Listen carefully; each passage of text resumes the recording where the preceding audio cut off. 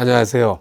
송파 서울병원 도수치료실에서 근무하는 정찬호라고 합니다. 오늘은 여러분들하고 테니스 엘보에 대해서 간단하게 알아보고 치료하는 방법, 그 다음에 혼자서 스트레칭을 통해 가지고 관리할 수 있는 방법에 대해서 간단히 알아보도록 하겠습니다.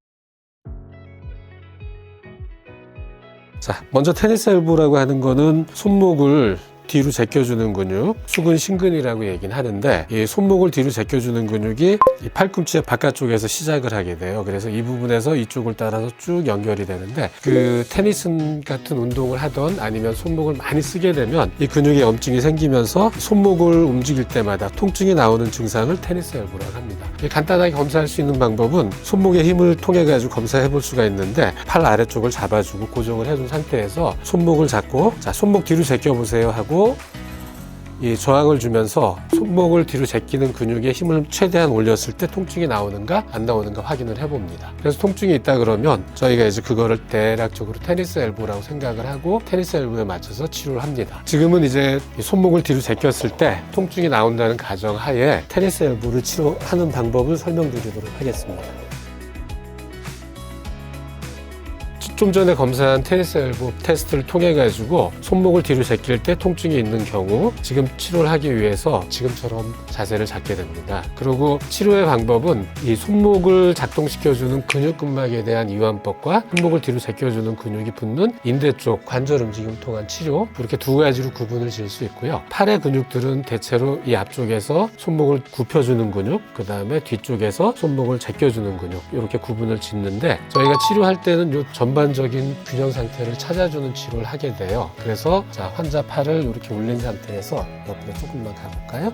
먼저 손목을 굽혀주는 근육의 전반적인 긴장도를 다운시키도록 근육이 시작하는 부분부터 이 오픈 피스트라고 느슨하게 주먹을 핀 상태로 근육근막들을 걸어주고, 자, 환자분은 팔을 쭉 피세요. 손을 쭉 폈다가 주먹을 접으세요. 그렇지. 자, 그렇지. 피고 다시. 좋습니다. 자, 환자의 주먹 쥐는 동작을 통해서 손목을 굽혀주는 근육들이 작동할 수 있도록 만들면서 그 근육들 사이에 얽혀있는 부분들을 제가 이렇게 늘려주면서 풀어주는 방법이에요. 요거는 근막 이완법이라고 얘기를 합니다. 그래서 보통 처음엔 이제 얇게, 그 다음에 점점 깊은 근막 조직들을 풀어주는 방법으로 치료를 해주고, 다음에 팔을 이렇게 내려볼까요? 이번엔 손목을 뒤로 젖히는 근육을 치료할 수 있도록 환자는 손바닥을 바닥에 붙인 상태에서 좌우로 왔다 갔다 이 동작을 만들고, 치료사는 손목을 뒤로 젖혀주는 근육이 시작하는 부분부터 근막을 고정해 놓은 다음에 환자 움직임에 맞춰서 이 근막을 쭉 밑으로 끌고 내려옵니다. 그러면 이제 이 손목을 뒤로 젖혀주는 근육 사이에 만들어져 있던 유착이나 이런 것들이 서로 떨어지면서 통증을 상당히 덜어줄 수가 있고요. 환자가 힘을 줄 때도 통증이 상당히 감소하는 걸 볼 수가 있습니다.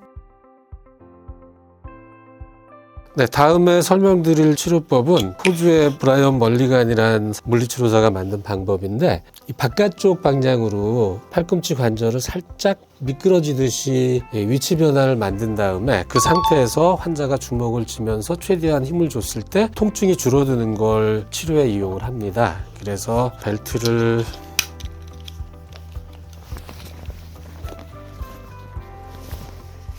이 팔꿈치 관절에서 아래팔 쪽에 있는 뼈들이 바깥쪽으로 살짝 밀려나갈 수 있도록 치료용 벨트를 걸어준 다음에 위팔과 아래팔을 고정해 놓고 살짝 당겨서 관절이 움직일 수 있는 공간을 만들어준 다음에 환자한테, 자, 그 상태에서 주먹을 최대한으로 꽉 접으세요 하고 지금 같은 방식으로 벨트를 걸어주고 환자가 주먹을 꽉 쥐게 되면 이 평상시보다 통증이 많이 가라앉게 돼요. 환자가 최대한도로 힘을 많이 준 상태에서 주먹을 쥘 수 있도록 다시 한번 힘주고 쭉, 그렇죠.